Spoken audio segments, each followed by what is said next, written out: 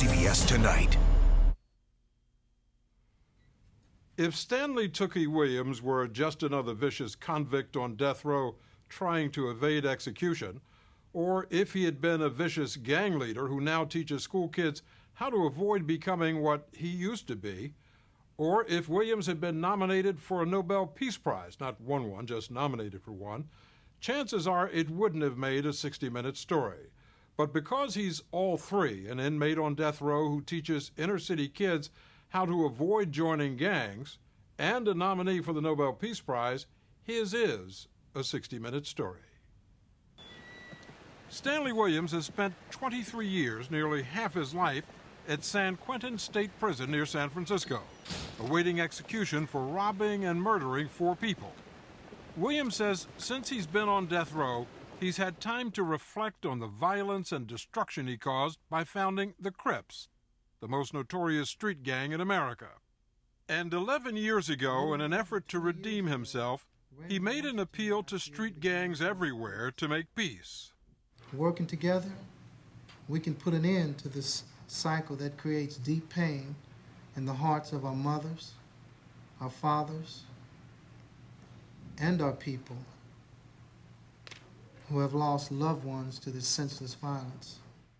Now, at age 50, Stanley Williams is literally trying to rewrite his violent history.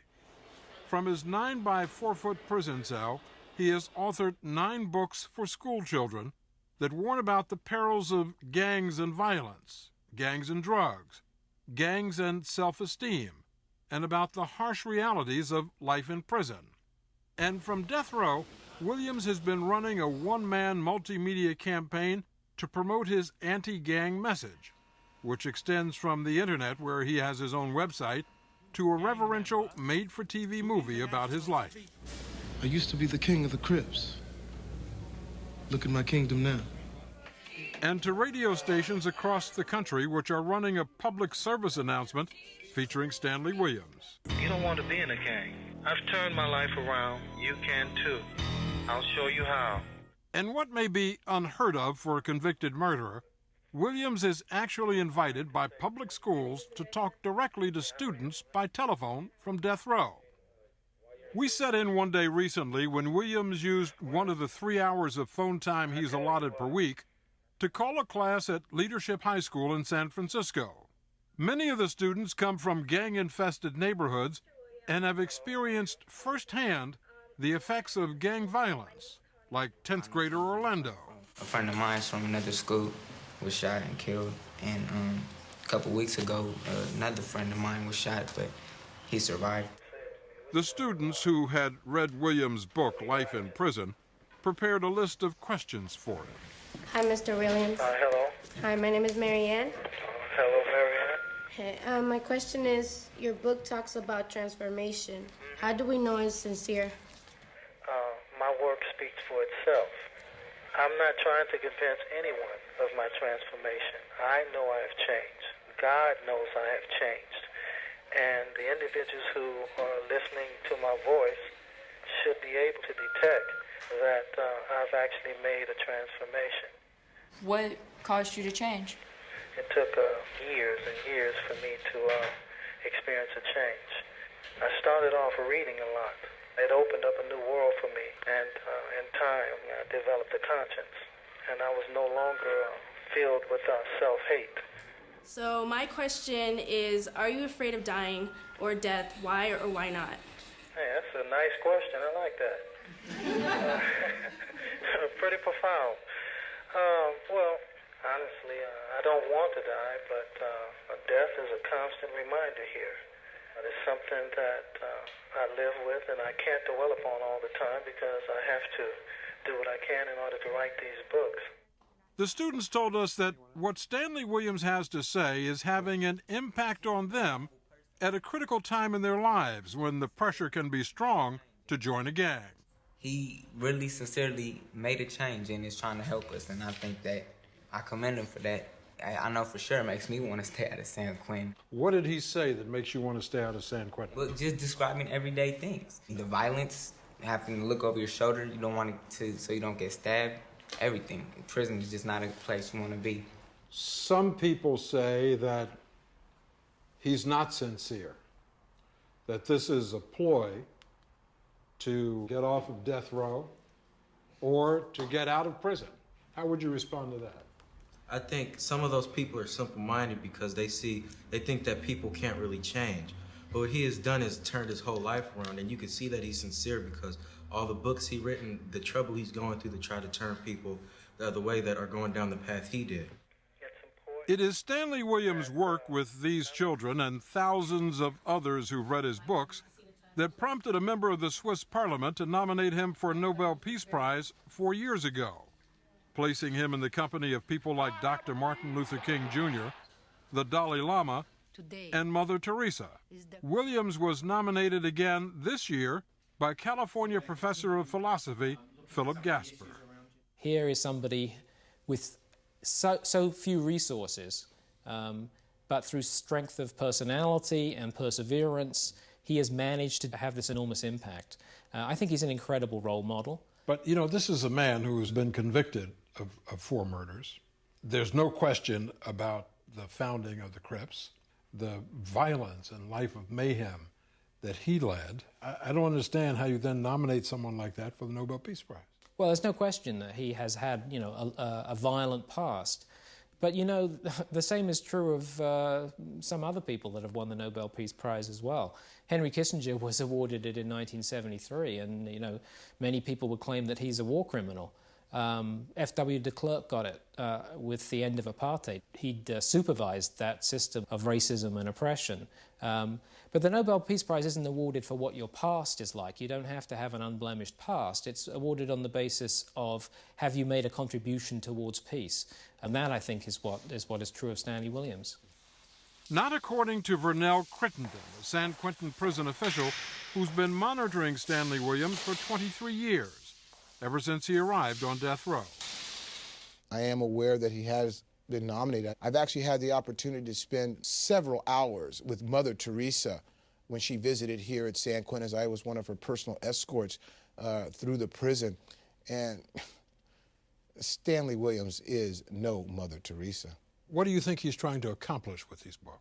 Well, I think that all of this is all part of his way of attempting to escape the executioner and being held accountable for the heinous crime he committed on March 11th, 1979, when he shot a 67-year-old man in a motel and shot his 63-year-old wife, then turned and shot his 43-year-old daughter. And I think that he's trying to escape that consequence. Although Stanley Williams has lost all of his numerous appeals so far, he still maintains he's innocent of the 4 murders that landed him in prison. We went to San Quentin recently to meet Williams. We weren't allowed to bring our television cameras inside, but we were permitted to have these photographs taken in a visitor's cage on death row. The next day, I spoke with Williams by speakerphone. Some of your critics have said that you're writing these books is merely a ploy by a guilty man, and that what you want to do is do nice things for society only after you've been locked away and sentenced to die. If that were true, there would be hundreds of others here and abroad doing likewise before and after me. I'm not a coward, and I would never step on the backs of children to save my life. The Federal Appeals Court in California, which a year and a half ago upheld Stanley Williams' death penalty conviction, also made a highly unusual statement in support of Williams, saying that his laudable efforts opposing gang violence and his good works and accomplishments since incarceration may make him a worthy candidate for clemency from the governor. That came as a surprise to Robert Martin, the man who prosecuted Stanley Williams and sent him to death row. I just was astonished that a judge would say that. Stanley was a very brutal person, and I would see no moral equivalent between what he's doing with the books and the crimes that have been charged. Do you think that he has redeemed himself?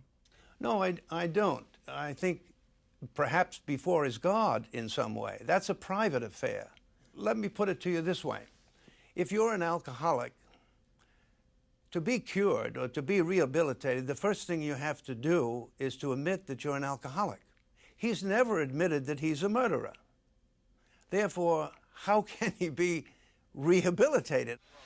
What's more, Vernell Crittenden says that if Stanley Williams were totally rehabilitated, he would not only admit to the murders, he would also agree to be debriefed by prison officials, giving them information about the Crips and the way they operate, something Williams has so far refused to do.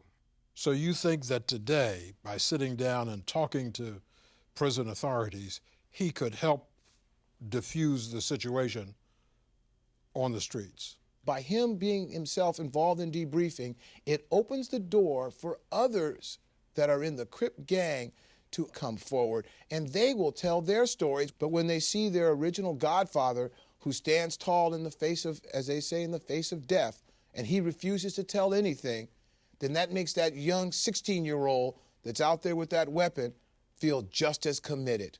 But what information could he have that would be of any value to law enforcement authorities who are investigating present-day gang activity when he's been locked up for over 20 years?